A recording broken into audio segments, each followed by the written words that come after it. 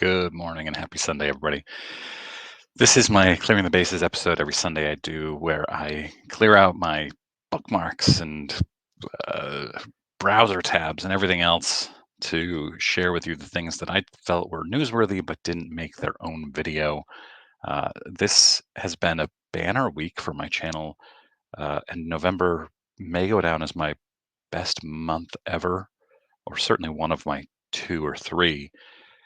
So anybody who thinks the hobby is dying hasn't seen my YouTube stats this month.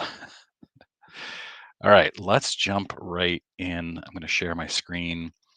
And as always, throw a comment on. Let me know what was your favorite item or any thoughts you might have. So this was actually, I think, the same day. This was last week. Oh, no, it was last Monday. The Shohei Ohtani hitting dual cut signature 1/1 was pulled by Filth Bomb Breaks. Never heard of them before. There's still a pitching one out there. As far as I know, it hasn't been pulled yet. And this is a redemption, which I assume would be redeemed quickly because I think they have them already. I don't really know. And then Filth Bomb also then pulled this Mike Trout, Nolan Ryan, Shohei Ohtani, Angels trifecta autograph. Very cool. 3-box cases of this set, which is what is this? Definitive. Run $8,000. So you're probably only going to see wealthy people and breakers pulling these out. Darren Ravel tweets that the flag used on the 12th hole in Amen Corner on the second round of the 2019 Masters, signed by Tiger Woods, the champ that year, sold for $44,000. Very cool. Darren Ravel also, another golf thing. I never do golf. 1949 Masters Trophy of Sam Snead sold for $766,000, about 5 times what it sold for a decade ago. Amazing. And this is just a personal thing. This guy, Nick Loffer, I don't know who this is, went into a flea market, found this card, which has a pack pulled Yaz autograph from 1992, numbered to 2000. Asked how much the guy wanted for it. The guy said $20. It's obviously not in very good condition, but it's still a very, very, very early Yaz pack pulled auto, numbered,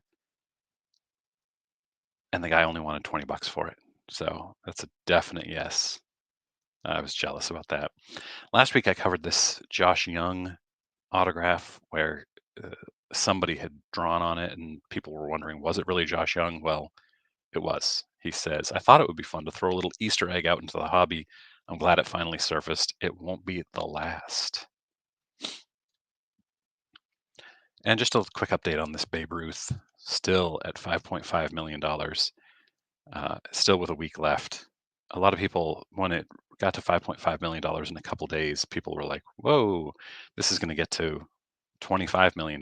But people are going to, in this type of thing, I suspect, and I don't know because I'm not wealthy, I suspect people are just going to put in their max bids early. I don't know. If you know, if you're wealthy, let me know. I grew up obsessing over Calvin and Hobbes, and I thought this was really cool. This is a specialty illustration, original art. It was discovered in Bill Watterson's editor's estate. Sold for $102,000. Pretty neat. And it's inscribed to Laura with best wishes, Bill Watterson. I still have all my Calvin and Hobbes books from my childhood. My kids never got into it though. And then here, as far as I know, is the first graded MLB debut. And this was graded through PSA. And remember, PSA was not one of those white glove treatment companies. So this person just went there. Maybe it was through that offer I talked about last week from Ken Golden. The card got a 9, auto got a 10. Yeah, no big deal. And then the collectibles guru just listed out where they all are, how much they've sold for. So like that Magi has a $6,000 starting bid. I didn't look to see if it's sold. Some of them are selling for $2,000, $4,000, $3,000. None of the big ones have surfaced yet, or even been found at all, let alone surfaced for sale. 10 out of 91 publicly surfaced so far. And then on my Attic Find Friday, I did the 10,000 century-old cards, and 3,300 were T206s. Joe Orlando, I missed this tweet. Joe Orlando says most of the cards have the more common backs, but there are some tougher backs sprinkled throughout the large group. And I covered the Tolstoy Ty Cobb one, but yeah, it was good to see he's already reported that most have common backs. I'm excited to see which of the rare backs are out there. I think this is Bo, 1 million Cubs. I think his name is Bo. Has 989,624 Cubs baseball cards. And this is what his storage of them all looks like. And he says that he has a special plan for the card he wants for his 1 millionth card. I don't know how he plans to prevent people from mailing them to him, because I know a lot of people mail him cards, like Mark Kotze. I think it's really interesting.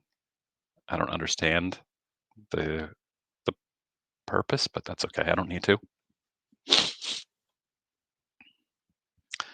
Somebody asks him, "You have 4 minutes to find a 1991 Bowman Ryan Sandberg. You're in the kitchen. Can you do it?" And he says, "Possibly." Huh. Crazy. And then somebody, this is Mario Alejandro, talks about this Trout autograph, and you can see it's faded, even though the photo is really bad. It's clearly a faded autograph. And then the same card has a beautiful autograph on it later on. Uh, let me see. It ended up in a Beckett slab with no mention that the autograph was wiped clean. As you can see here, nothing talks about the autograph. Uh, and then the card was in the PWCC Marketplace vault with a $325,000 price tag and no mention of the re-signed auto. And then, so first of all, let me just say that if it's signed by Trout, I don't see a problem with wiping off your pack pulled autograph that was like this and having Trout re-autograph it. You got to authenticate it. But the question is Beckett authenticating this autograph?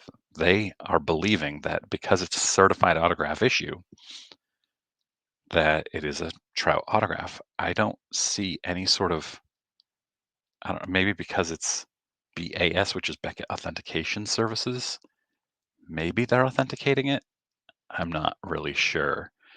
But then it gets more interesting here. According to Ken Golden, PSA and BGS refused to encapsulate for Golden and the consigner. PWCC or the owner got Beckett to bypass that policy. And this is a Net 54, I'm sorry, a Blowout Forums post by Ken Golden 2.5 years ago. So there's a little drama here about that card. Yeah, I'll be following that one. I just thought this was a good tweet. I'm not into wrestling. I don't know who David Peck is. I don't know anything about Ric Flair, but he writes, I would much rather be the wrestling mark that is paying to get Ric Flair autographs, taking cheesy pics, flexing with a PSA 10, slamming vodkas, and talking wrestling than the person poking fun at it. Yeah, I mean, we all like different things. I don't see the point in making fun of people for liking something that you don't like. I certainly did when I was a kid, but as I've gotten older, my attitude is it's not for me, but it's cool. It's why i- if everybody liked the same things I liked, the world would be really boring and you'd never learn anything. So that's just my attitude about, like I was talking to Mike Moynihan about player runs.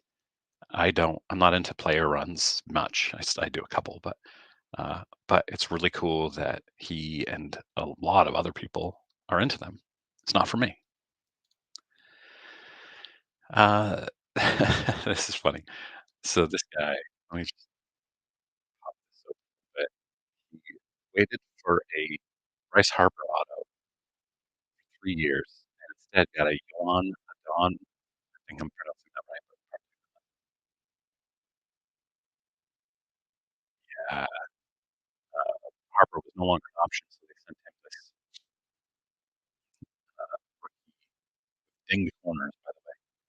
Harper, of course, is two-time MVP, and Yuan Adon, pitcher with a 3-16 career record and negative 1.54. Ouch.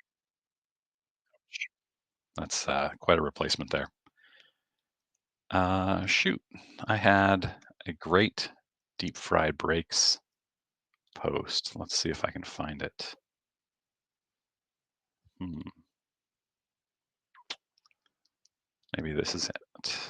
Ah, here it is.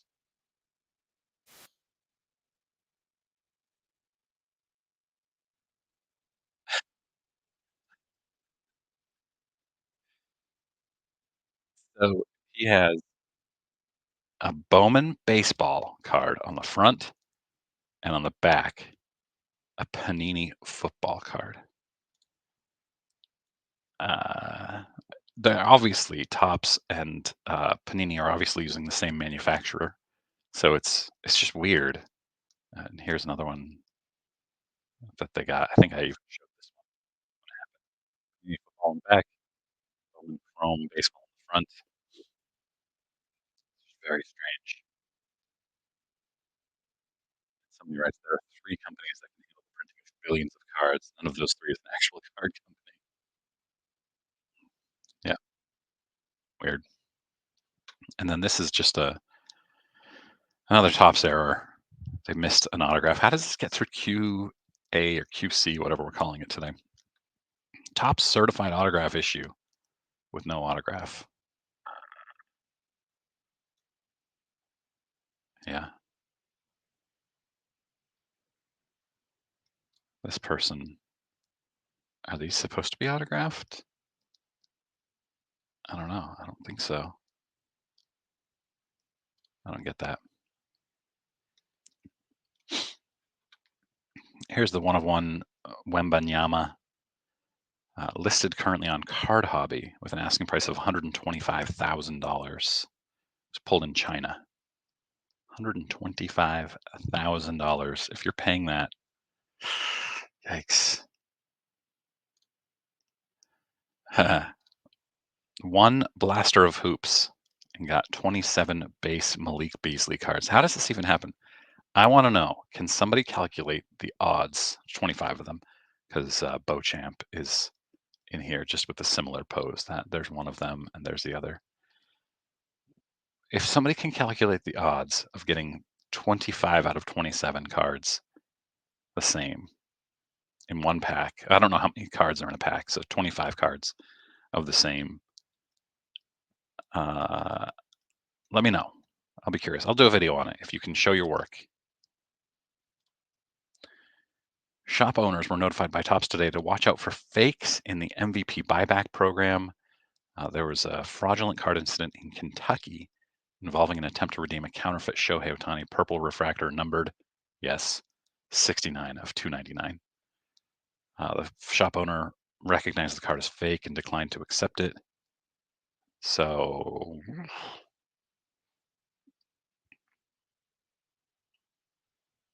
oh yeah. And they also did not want the cards sleeved. Shohei and Acuna cards just sitting out there without sleeves. This is a weird one. Babe Ruth reverse image variation, except it's not.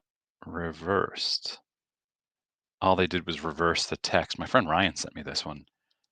They just reversed everything else except the image because, unless I'm mistaken, Babe Ruth threw left-handed too.